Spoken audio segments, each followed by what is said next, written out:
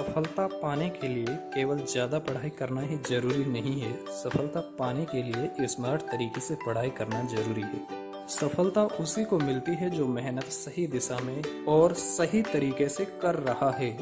तो बात करते हैं पढ़ाई के स्मार्ट तरीकों की। नंबर 1, क्लास में सबसे आगे बैठें। कुछ शोधों में पाया गया है कि आगे बैठने वाले विद्यार्थियों के परिणाम पीछे बैठने वाले विद्यार्थियों से बेहतर होते हैं।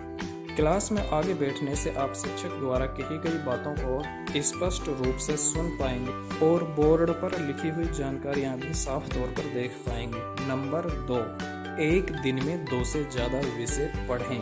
एक ही कार्य करते रहने से उसमें मन ऊब जाता है और एकाग्रता टूट जाती है। इसलिए हमें दिन में एक ही विषय पढ़ने की बजाय 3-4 विषयों को पढ़ना चाहिए, जिससे हमारी एकाग्रता बनी रहेगी और दिमाग को कुछ नया मिलता रहेगा। नंबर 3, एक ही विषय को अलग अलग तरीके से पढ़ें। पढ़ी हुई चीज़ों से सुनी हुई चीज़ें ज़्यादा अच्छी याद रहती हैं और सुनी हुई चीज़ों से देखी हुई चीज़ें और बेहतर याद रहती हैं। इसलिए क्लास में शिक्षक से पढ़ने के बाद हम अलग अलग पुस्तकों से पढ़ सकते हैं या इंटरनेट की भी सहायता ले सकते हैं।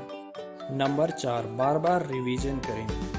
एक ही चीज़ को बार बार दोहराने से उसे याद रखना आसान हो जाता है।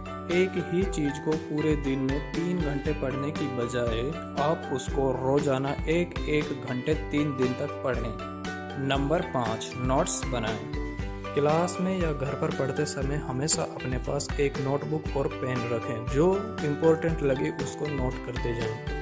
इससे हमारे पास एक बढ़िया शॉर्ट नोट्स तैयार हो जाएगा।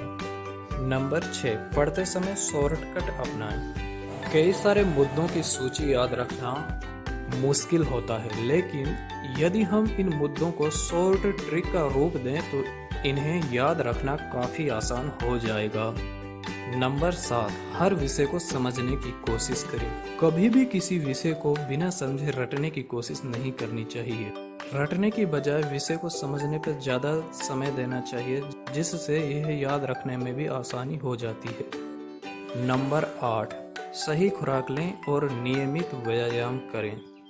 स्वस्थ शरीर में ही स्वस्थ दिमाग निवास करता है, इसलिए सही आहार लें और नियमित व्यायाम करें। नंबर 9, थोड़ा समय मनोरंजन के लिए भी निकालें। पूरे दिन पढ़ते रहने से हमारे दिमाग की याद करने की क्षमता कम हो जाती है, इसलिए हमें हमारे पसंदीदा खेल या किसी टीवी प्रोग्राम के लिए कुछ समय निकालना जरूरी है।